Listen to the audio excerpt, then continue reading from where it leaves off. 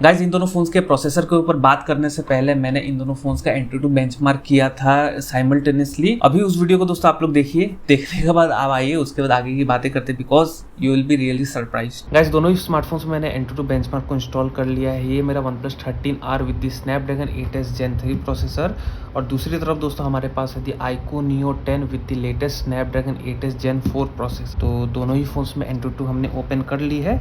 तो चलिए दोनों ही फोन्स का एंट्री स्कोर चेक करते हैं।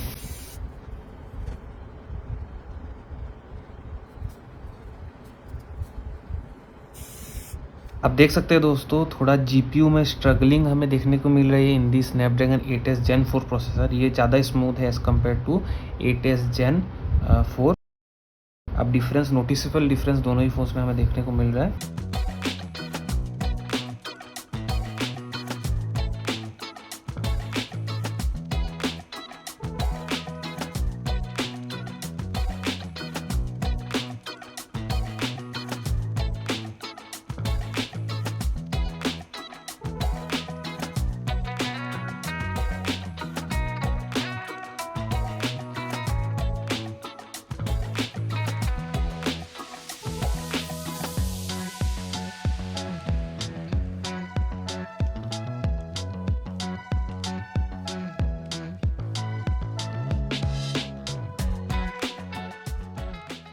गाइज, अभी आपने नोटिस किया होगा कि ये 120 हर्ट्स का डिस्प्ले है, ये 144 हर्ट्स का डिस्प्ले है, और iQOO का जो डिस्प्ले है वो ज़्यादा स्मूदर है as compare to OnePlus 13R। ये अभी आप नोटिस कर पाएंगे बिकॉज 144 हर्ट्स हमें Neo 10 में मिलता है और 120 हर्ट्स का डिस्प्ले हमें OnePlus 13R में मिलता है। तो ये एक प्रैक्टिकल एग्जाम्पल आप देख सकते हैं कि किस तरह दोनों ही फ़ोन्स का रिफ्रेश रेट जो है वो हमें रियल लाइफ में थोड़ा डिफरेंस मिलता है।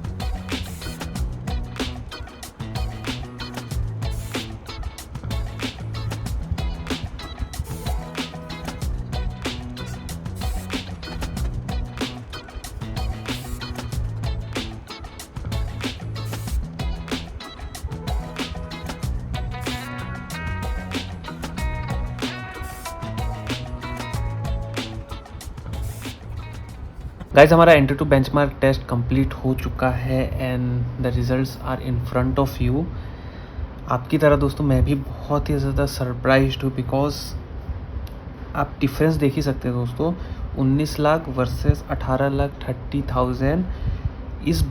इस फैक्ट के बावजूद दोस्तों कि मेमोरी में हमें कम मिला है on the iQOO Neo 10 because इसमें हमें UFS 3.1 स्टोरेज मिलती है, बिकॉज इसमें 128 GB ये वेरिएंट है।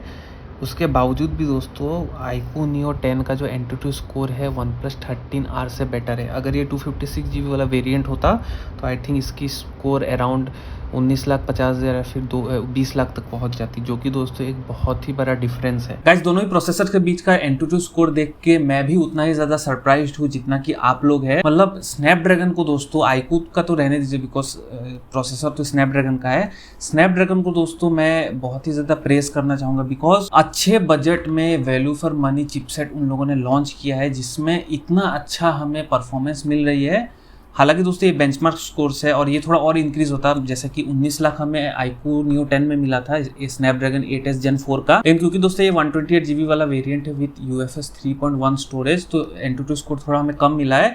अगर यही UFS 4.1 स्टोरेज वाला वेरिएंट होता तो आराम से 2 मिलियन से ज़्यादा हमें एंट्री स्कोर मिलता ऑन दी iQOO Neo 10। तो मैं दोस्तों यही कह रहा था कि स्नैपड्रैगन ने बहुत ही ज़्यादा अच्छा काम किया है कि इतने अच्छे प्राइस में, बजट प्राइस कह लीजिए आप इसे या फिर वैल्यू फॉर मनी प्राइस कह लीजिए, इतने अच्छे प्राइस में इतना बेहतरीन प्रोसेसर स्नैपड्रैगन ने बनाया है। लेकिन दो प्रॉब्लम्स मैं कहूँगा कि बेंचमार्क के दौरान आप लोगों ने भी नोटिस करी होगी।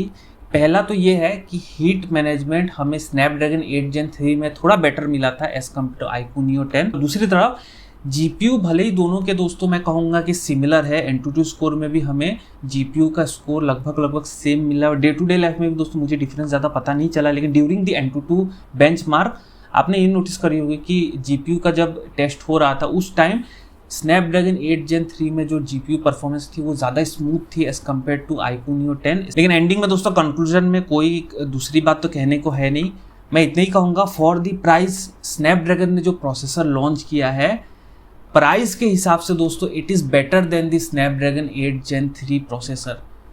दोनों ही फ़ोन्स के बीच में दोस्तों आपको 10,000 का डिफरेंस मिल जाता है। और आप चाहे कोई भी ब्रांड का फ़ोन उठा के देख ले, इन दोनों प्रोसेसर्स के बीच में दोस्तों, ब्रांड की बात नहीं, प्रोसेसर की बात है, इन दोनों प्रोसेसर्स के बीच का प्राइस डिफरेंस दोस्तों बहुत ही ज़्यादा है। प्राइस के हिसाब से दोस्तों स्नैपड्रैगन ने बहुत ही अच्छा प्रोसेसर लॉन्च किया है, और बजट रेंज में अगर लेना चाहते हैं तो 8s Gen 4 प्रोसेसर एक बहुत ही अच्छा गेमिंग प्रोसेसर है, जो कि आप एक बजट फ़ोन में एक्सपेक्ट कर सकते हैं, बजट मिड रेंज फ़ोन में आप एक्सपेक्ट कर सकते हैं। तो कंक्लूजन में दोस्तों मैं इतना ही कहूँगा कि Snapdragon 8s Gen 4 is better than the 8 Gen 3। N22 की अगर आप बात कर लीजिए, N22 में तो बेटर है ही, और जनरल यूज़ में भी दोस्तों प्राइस के हिसाब से मैं कह रहा हूँ, डिफरेंस तो आपको दोनों फोन्स के बीच में पता चलेगा नहीं, लेकिन प्राइस के हिसाब से दोस्तों डिफरेंस मैटर करता है, क्योंकि आप लोग अगर दोनों फोन्स को यूज़ करेंगे तो दोनों फोन्स में आपको डिफरेंस ज़्यादा पता नहीं चलेगा। चाहे आप गेमिंग कर ले, CPU टास्क कर ले, नॉर्मल टास्क कर ले, दोनों फोन्स के बीच में आपको डिफरेंस पता नहीं चलेगा। डिफरेंस तब मैटर करता है दोस्तों जब आप प्राइस को इंक्लूड करते हैं। तो प्राइस के हिसाब से दोस्तों Snapdragon 8s Gen 4 is way better than the 8 Gen 3, और ओवरऑल दोस्तों दोनों प्रोसेसर्स तो सिमिलर ही है, प्राइस के हिसाब से obviously 8s Gen 4 is better. तो आई होप दोस्तों वीडियो आप लोगों को इन्फॉर्मेटिव लगी हो।